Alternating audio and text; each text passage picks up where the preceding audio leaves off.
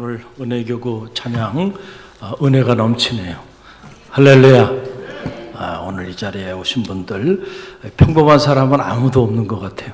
갈릴리 교회는 보니까 다 일당백 일단총 하나는 대단한 사람들만 있는데, 오늘 옆에 있는 분들 바라보면서 저를 따라서 한번 서로 격려하고 칭찬하는데, 자, 손을 이렇게 해보세요. 이렇게 해보시고 지극히 옆 사람을 바라보세요. 그리고 대단하십니다. 대단하십니다. 할렐루야. 대단하십니다. 갈릴리 교회는 이게 저력이 있는 교회야. 저력이 있는 교회. 사실 이 오후 시간이 얼마나 피곤하고 힘들어요. 그렇죠? 그런데도 이렇게 말씀의 자리에 우리 청년들, 또 청정년들, 또 우리 모든 성도들 이렇게 헌신을 결단하면서 나아가니 참 놀라운 일이고, 무엇보다 이 레위기서는 혼자서는 도저히 읽을 수 없는 말씀, 그렇죠? 무슨 내용인지 알 길이 없는 이 어려운 레위기 말씀을 우리가 연구하고 나가는 이 자리에 여러분들이 사모하는 마음으로 참여하니 절대로 이 자리에 계신 분들은 평범한 사람은 한 사람도 없는 거예요. 할렐루야. 여러분, 국회가 하는 일이 뭔가요? 국회가 하는 일은요, 국회가 하는 본래 일은 법을 만드는 일입니다. 법을 만드는 거예요. 그래서 국회의원을 영어로 lawmaker라고 말하는 거예요. 이게 뭐냐면 법을 만드는 사람이라고 하는 것이 바로 국회의원이라고 하는 말의 의미예요. 그러니까 국회의원은 좋은 법을 만들어서 그 좋은 법을 통해서 국민들이 많은 혜택을 받고 살아가게끔 하는 그 일을 하는 그 사람들이 국회의원들이에요. 그런데 가만히 보면 법을 가장 안 지키는 사람이 또 누구예요? 이게 이렇게 되면 안 되는데, 이렇게 되면 안 되는데, 법을 만드는 사람이 또 법을 가장 안 지키는 사람으로 이렇게 우리가 인식하고 있으니 이게 얼마나 안타까운 일인가라고 하는 거예요. 이런 걸 보면서 깨닫게 되는 게 뭐냐면, 우리가 좋은 법을 제정하고 또 좋은 법에 대해서 공부도 하고 이런 것도 중요하지만은 더 중요한 것은 그 법을 누가 집행하느냐, 그 법을 누가 따라서 살아가느냐라고 하는 것은 그것보다 더 중요하다는 거예요. 법 그 자체보다 더 중요한 것은 그 법을 지키는 사람이죠. 할렐루야. 그래서 법보다 더 중요한 게 뭐예요? 사실은 사람이에요. 그래서 어떤 사람이 그 법을 집행하냐에 따라서 그것이 악법이 될 수도 있고 그것이 또 선한 법이 되기도 하기 때문에 그래요. 우리가 지금 레위기를 묵상하면서 이 법, 특별히 제사법, 예배법에 대한 부분들을 쭉 묵상해 왔어요. 자, 첫째가 뭐였어요? 번제, 소제, 또 뭐요? 화목제, 속죄제, 석권제. 자, 이스라엘의 이 5대 제사의 의미가 뭐고, 우리가 예배의 성공자가 된다고 하는 것이 무엇인지, 예배의 본질에 대한 모든 부분들을 이미 다 우리가 묵상해 왔습니다. 할렐루야. 자, 오늘 이 레위기 8장 안에 보게 되면은, 자, 이런 그 제사법에 대한 내용들을 우리가 다 배우고 난 다음에 실제로 이 제사법에 따라 하나님 앞에 제사 드리고 예배하며 나가는 그 직무를 감당해야 하는 제사장을 세워야 되잖아요. 그 제사장을 세우는 데 있어서 제사장을 성별케 하는 그 작업에 관련된 메시지가 레위기 8장에 나오는 거예요. 그러니까 제사법에 대해서 우리가 다 알아도 그 제사법을 어떻게 백성들과 함께 지키고 그 제사법을 따라서 하나님과의 이 대신 관계, 또 백성들과의 이 대인 관계의 문제를 해결하며 나갈 것인가, 그것을 실제로 그 일을 집행하는 사람이 제사장이었고, 그 제사장이 성별되지 않으면 아무리 좋은 법도 아무 소용이 없게 되기 때문에. 자, 이해가 되죠, 여기까지. 자, 그럼 제사장의 성별에 대한 부분을 우리가 오늘 8장에 근거해서 짧게 제가 말씀을 나누기 원하는데요. 자, 첫째로 여러분 나눠드린 유인물을 참고해 보세요. 자, 첫째로 제사장에 무엇을 시켰다는 거예요? 몸을 시켰다는 거예요. 레위기 8장 6절 함께 읽어봅니다. 모세가 아론과 그의 아들들을 데려다가 물로 그들을 어떻게 하고 씻기고 그랬어요.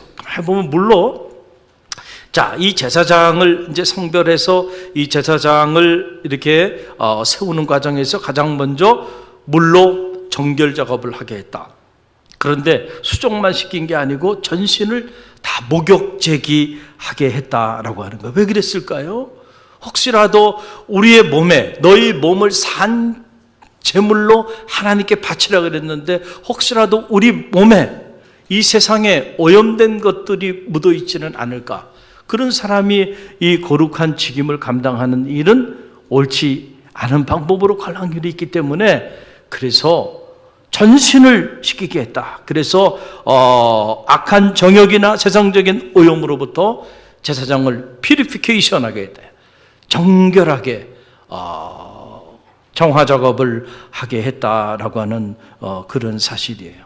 여러분, 우리나라에도 저도 어릴 때 저희 집안이 저희 아버님이 큰 집이었기 때문에 지금은 다 이제 주님을 영접하게 돼서 우리가 제사를 지내지 않지만, 제가 어릴 때는 저희 집에서 제사를 드렸습니다. 명절이 되면 한 달 전부터 준비합니다. 그리고 그 제사법이 있습니다. 제사법에 따라서 지방도 이렇게 쓰시고, 그리고 서열에 따라서, 죄송하지만 여성 되시는 분들은 그 제사 드리는 그 방에 들어올 수가 없어요. 준비는 여성이 다 하고. 이게 지금 생각해보면 맞아 죽을 일이죠. 그렇죠? 그렇잖아요. 다 죽을 일이에요. 요번에 그 오남성교회 토요일 날 거기 우리가 함께 이렇게 갔는데, 그 육남성교회 회원들이 둘이 왔어요. 그런데 놀랐습니다. 혼자 온 게 아니고요, 아이들 하나씩 모시고 왔더라고요. 그리고 그냥 아이들만 모시고 온 게 아니고요, 거기에 또 아이들 간다고 아내 되시는 분이 도시락까지 싸주신 거예요. 그래서 가서 잘 있다 와. 그러면은 아내는 뭐 하고 있나요? 이야, 무섭더군요. 무섭더군요, 이게. 말 안 들으면 큰일 난다는 거 아닙니까? 그러니까 토요일 날도 말이야, 애들 봐주고, 애들 밥 먹이고, 그러고 있어야 돼요.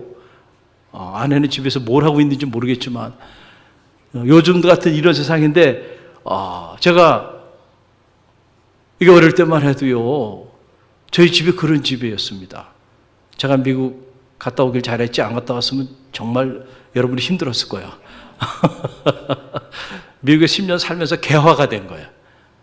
할렐루야. 근데 아직 개화가 안 된 목사님들도 있죠. 힘듭니다. 힘들어요. 들어오지도 못하게 하고, 그리고 서열별로 다 이렇게 서열별로 쫙 서요. 두 줄로 이렇게 딱 서가지고 서열별로 이렇게 절을 하고요. 물론 당연히 제사를 지내기 위해서는 목욕 제기하고요. 가장 깨끗한 옷을 입고요. 그렇게 이미 돌아가신 분이에요. 이 ancestral service라는 이 조상 숭배하는 이 문화가 우리 안에는 깊이 자리하고 있잖아요. 지금은 이제 많이 바뀌어져 가고 있지만은 우리는 그런 문화 속에서 이렇게 자랐단 말이에요. 이미 죽은 사람에 대해서도 이렇게 예의를 지켰단 말이에요. 그런데 여러분, 자, 하나님 앞에 나가는 그 제사장이 목욕을 제기하고 자기 몸을 정결케 하는 일은 그건 중요한 일이었죠. 그래서 과거에는 이렇게 주일이 다가오게 되면, 지금이야 다 집에 다 이렇게 목욕할 수 있는 시설들이 돼 있었지만은, 과거에 이렇게 지방에만 가도 어때요? 집에 목욕할 수 있는 시설이 없으니까 동네에 뭐가 있었어요? 목욕탕이 있었습니다. 목욕탕. 이제는 그 목욕탕이라는 문화가 사라져버리고, 오히려 휴양지 가면 있는 온천, 뭐 이런 것들이 자리하지만은 동네 목욕탕이 있어가지고 1년에 몇 차례씩 이렇게 가기도 했고, 또 이런 중요한 일들이 있을 때 하나님 앞에 예배하러 나가기 전에 주일이 다가오면 목욕 제기를 탁 하고 말이죠. 마음가짐을 말이죠. 그렇게 하고 나갔단 말이에요. 할렐루야. 그러니까 제사장을 성별하는데, 그래서 몸과 마음을 깨끗하게 이렇게 하게 했다. 그러고 난 다음에 두 번째로 한 일이 뭐냐면 제사장에게 무엇을 입혔다는 거예요? 예복을 입혔다. 레위기 8장 7절로 9절 함께 읽어봅니다.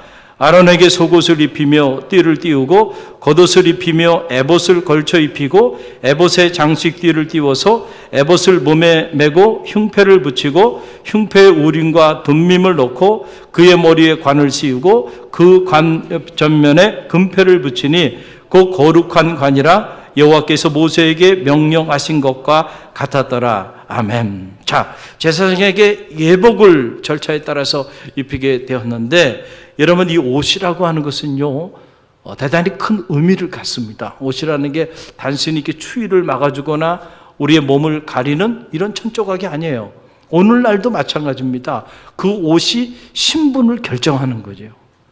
그렇죠. 그래서 여러분들이 이제 재판을 받으러 가면은 자, 다 자리에 앉아 있다가 이제 판사들이 쫙 들어오게 되면은 자리에서 일어나죠. 판사에 대한 그 respect, 존경을 표하는 거죠. 그런데 판사나 검사나 보게 되면 그들이 입어야 되는 예복이 있어요, 없어요? 입죠. 병원에 가도요, 의사가 의사 가운을 입어야 안 입어요? 입죠. 제가 대학에 교편적 했을 때 보니까 그렇더군요. 의대 학생들이 학생으로 있을 때는 그냥 애들이 늘 잠도 제대로 자지 못하고 그래서 이렇게 보면 깨재재 보입니다. 그런데 언제 달라지냐 하면은 의사 옷이 딱 패싸고 난 다음에 예배 때인데도 가운을 입고 들어오더라고요. 그래서 제가 저 친구들에게 저 가운이 갖는 의미가 크구나. 나의 신분이 바뀌었습니다. 그 얘기를 하는 거예요. 내가 이제 깨재재한 그 학생이 아닙니다. 나는 지금 누가 됐어요? 의료인이 됐다. 이건 뭘 가지고 그걸 나타내 보여주는 거예요? 가운, 옷을. 그 옷이라고 하는 것이 그 사람의 신분과 존재를 지금도 오늘날에도 나타나게 되는데 우리 그리스도인들이 어떤 옷을 입어야 할까라고 하는 거예요. 여러분 보세요. 신약에 오게 되면 로마서 13장 14절 말씀, 여러분 그 유인물에 나와 있죠. 함께 읽어봅니다. 오직 주 예수 그리스도로 뭐하고 옷 입고 정욕을 위하여 육신의 일을 도모하지 말라. 그랬어요. 오직 주 예수 그리스도로 어떻게 해라? 옷 입어라. 그러니까 우리 그리스도인들은 어떤 옷을 입어야 돼요? 예수 그리스도의 옷을 입어야 돼. 할렐루야. 그리고 더 나아가서 골로새서 3장 12절 말씀 함께 읽어봅니다. 그러므로 너희는 하나님이 택하사 거룩하고 사랑받는 자처럼 긍휼과 자비와 겸손과 온유와 오래 참음을 뭐하고 옷 입고. 할렐루야.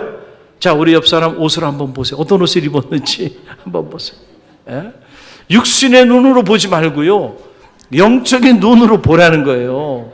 영적인 눈으로 온유와 겸손과 자비와 긍휼과 사랑의 옷을 입고 있는지 영적인 눈으로 보니까 정말 예수 그리스도의 옷을 입고 있는지 그걸 좀 보란 말이죠. 우리가 평생을 신앙생활하면서도 이 세상의 옷을 입고 이 세상의 옷을 자랑하면서 여러분들이 아직도 그러고 살아가고 있다고 한다면, 여러분, 우리가 제사장으로서 자기 자신을 아직 성별하지 못한 영고라고 하는 사실이, 우리 갈릴리교회 성도들은 예수 그리스도의 옷을 입게 되기를 간절히 바랍니다. 그 옷이 아름답습니다. 할렐루야. 아무리 세상에 비싸고 좋은 옷을 입어도요, 여러분, 그 사람의 존재가 이렇게 긍휼과 자비와 겸손과 온유와 오래 참음으로 옷 입지 않으면요, 여러분, 그 사람 2번 이상 보고 싶지 않아요. 그러나 아무리 세상적으로 봤을 때 누추한 옷을 입었어도요, 여러분이 예수 그리스도의 인격을 닮은 옷을 입고 있으면 여러분, 그 사람이 고매한 사람이야. 그 사람은 자꾸 만나고 싶어. 그 우리가 만나다 보면은 예수 냄새가 나는 사람들이 있죠. 근데 부끄러운 일이지만 목사님들 중에서도 보면 예수님 냄새가 나지 않는 분들도 많이 있어요. 참 안타까운 일들이죠. 우리 성도들 중에도 예수 그리스도로 옷을 입어야 되는데 예수 그리스도의 옷은 어디 갔는지 몰라. 흔적도 보이지 않고 온갖 세상적인 옷을 입고 그 옷을 뽐내고 그 옷을 자랑하고 살아간다면은 여러분 그 사람이 어떻게 그리스도인일 수 있겠는가라고 하는 그런 사실이에요. 자, 셋째로 넘어오면 자, 몸을 씻겼고 예복을 입혔고 그러고 난 다음에 제사장에게 기름 부음을 받게 했다. 여러분 그게 레위기 8장 12절이에요. 함께 읽어봅니다. 또 관유를 아론의 머리에 붓고 그에게 발라 거룩하게 하고 관유 기름을 부었다. Give me all in my day, keep me burning. Give me all in my day, I pray. 기름을 채워라 계속 타게 주 맞을 준비됐느냐. 여러분 이 노래 아세요? 모르죠? 여러분보다는 제가 더 오래 산 사람인 것 같아요. 제가 중학교 때 이 노래가 한참 유행했었어요. 그래가지고 중창단 만들어가지고 이 노래 이렇게 중창하면서 이렇게 선교하러 다니고 그랬던 적도 있었어요. 지금 이 노래는 사라져 버렸어요. 없어요. 기름을 붓게 했다라고 하는 것이 갖는 영적인 의미가 있어요. 기름은 구약에서의 기름은 하나님의 영, 할렐루야, 하나님의 영을 상징했다. 그래서 예언자나 왕이나 또 이렇게 제사장들을 이렇게 임직할 때 그들에게 반드시 뭘 부어줬어요? 기름을 부었다는 거예요. 임직식 때. 우리 갈릴리 교회에서도 임직식 할 때 자, 기름을 이마에 발라야 안 발라요? 여러분 모르시는군요. 제가 이스라엘에서 직접 공수해온 그 귀한 기름을 여러분 이마에 발라서 집사님으로 임직하거나 권사님으로 임직하거나 장로님으로 임직할 때 임직식을 그렇게 행합니다. 그것이 갖는 의미는 뭐냐면 상징적인 거죠. 여러분 그리스도의 영이 없으면 그리스도인이 아니라 그랬잖아요. 할렐루야. 우리가 아무리 몸을 정결케 하고 또 예복을 입었어도요, 하나님의 영이 우리 가운데 충만하지 않으면 우리가 하나님의 사람으로서의 거룩한 삶을 살기가 어렵다는 거예요. 할렐루야. 저 이스겔 골짜기의 마른 뼈들도요, 여호와의 신이 임함에 그 죽었던 마른 뼈들이 서로 연락하면서 여호와의 위대한 군대를 이루잖아요. 우리 힘으로 되지 않고 능으로 되지 아니하지만 여호와의 신으로는 가능한 줄 믿으시길 바랍니다. 그래서 우리가 성령 충만하기를 위하여 기도해야 돼요. 나는 하나님의 영이 충만한 사람인가? 우리 교회는 하나님의 영이 충만한 교회인가? 우리 가정은 하나님의 영이 촛대를 옮기지 않은 그런 가정인지 우리가 늘 깨어 기도하고요, 기름 부음의 은혜가 있을 수 있도록 기도해야 돼요. 할렐루야. 저는 바라기 여러분 모두 가운데 기름 부음의 은혜가 있게 되기를 주님의 이름으로 간절히 축원드립니다. 자, 그러고 난 다음에 이제 제사장을 상별하기 위해서 두 가지 제사를 드립니다. 그 두 가지 제사가 바로 뭐예요? 우리가 이미 배웠던 제사, 첫 번째 제사가 속죄제, 두 번째가 번제입니다. 여러분 그 내용이 레위기 8장 14절을 또 8장 18절에 나오는데 우리 함께 읽어봅니다. 모세가 또 속죄제의 수송아지를 끌어오니 아론과 그의 아들들이 그 속죄제의 수송아지 머리에 안수하며 또 번제 수장을 드릴새 아론과 그의 아들들이 그 수장의 머리에 안수하며. 자, 보세요. 정리합니다. 자, 몸을 정결케 했어요. 전신을. 그리고 예복을 입혔어요. 그리고 하나님의 영을 상징하는 기름을 부었어요. 그리고 난 다음에 이제 준비가 됐잖아요. 제사장이. 이 사람이 영적인 리더로서 이 하나님 앞에 예배드리는 이 예배의 직무를 감당하게 하기 위해서 이제 임직식을 행하기 전에 두 가지 예배를 드리게 했는데 하나가 바로 속죄제라고 하는, 속죄제의 특징은 뭐라 그랬어요? 속죄제는 어떤 제사예요? 우리의 죄를 하나님 앞에 고함으로 사죄의 은총을 구하는 제사가 무슨 제사라 그랬어요? 속죄제. 이 속죄제가 없이는 하나님과 우리 사이의 이 대신 관계가 회복될 재간이 없단 말이에요. 그래서 모든 예배에는 언제나 속죄의 은혜를 구하는 참회의 기도가 있어야 되는 거예요. 할렐루야. 그래서 우리 갈릴리 교회 예배문에는 특별히 하나님의 말씀을 접하기 전에 우리가 뭐예요?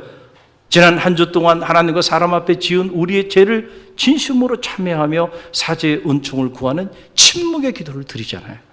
그냥 드리는 게 아니에요. 예배에는 언제나 속죄의 은총이 임하게 됩니다. 그래서 예배가 귀한 거예요. 그 예배에 성공하는 사람이 하나님과의 대신 관계에 성공하게 되는 거예요. 관계는 어떻게 형성되어지냐? 여러분, 저는 바라기는 하나님과 여러분 사이의 관계가 친밀해지기를 간절히 바랍니다.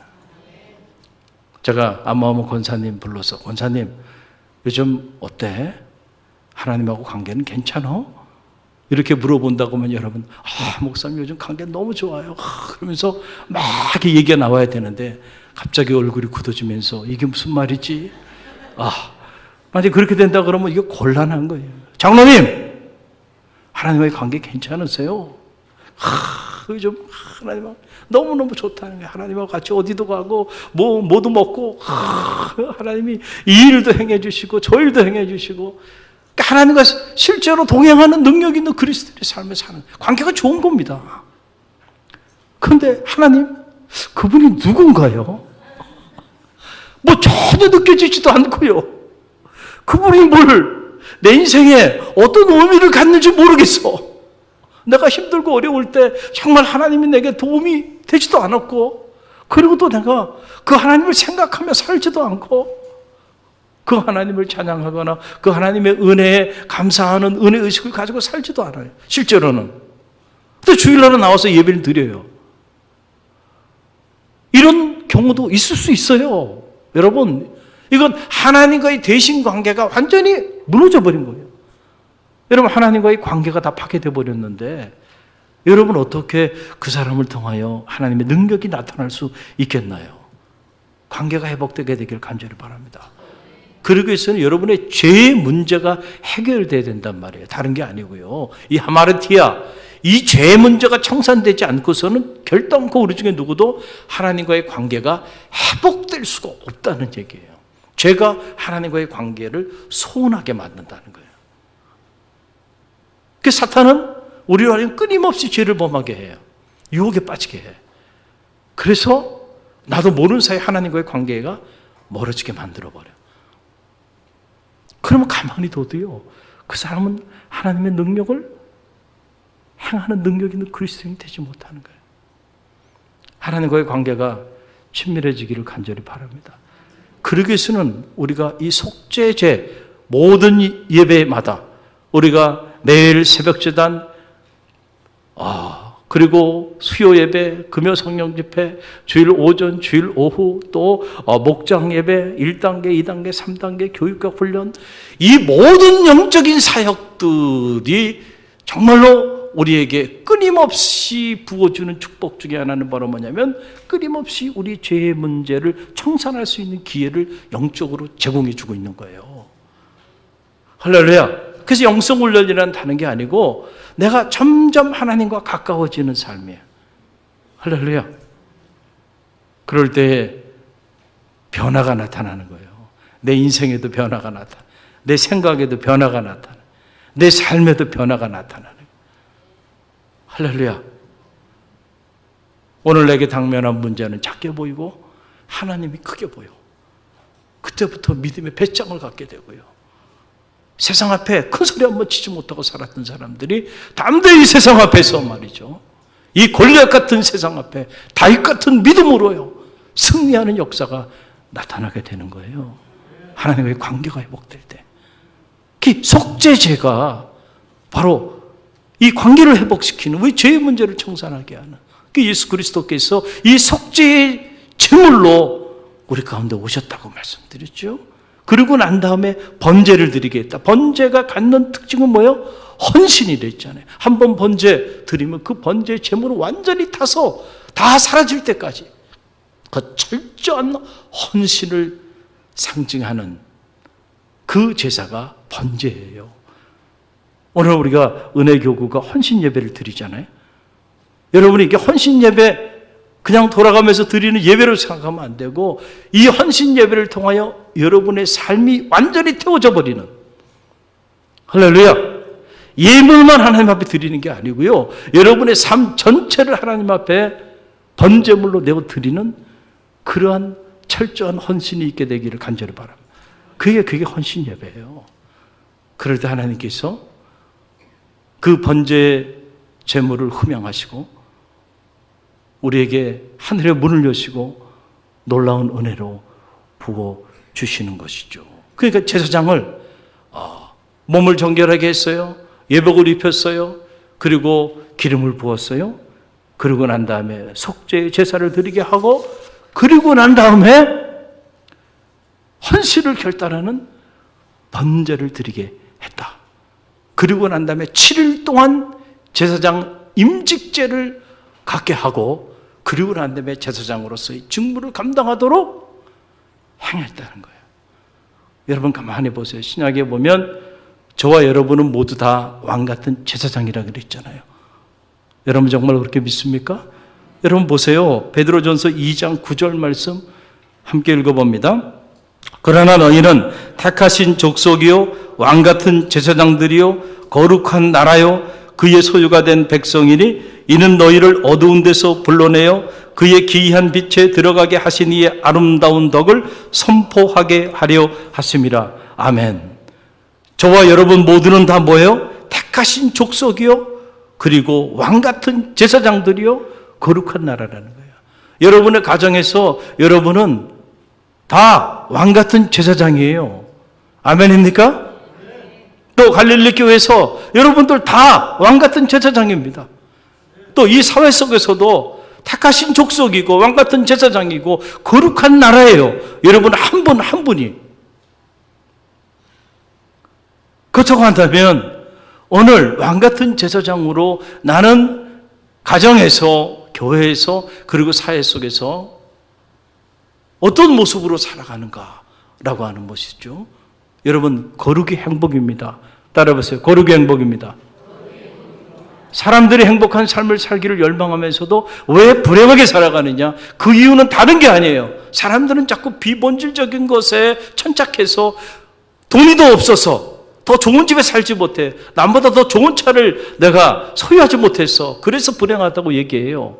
그래서 그런 것들을 더 갖고자 몸부림치죠. 어떤 사람은 남보다 더 높은 권력을 쟁취하지 못했기 때문에 그래서 자기가 불행하다고 생각해요. 그러나 여러분 그건 아니에요. 번지수를 잘못 찾은 거예요.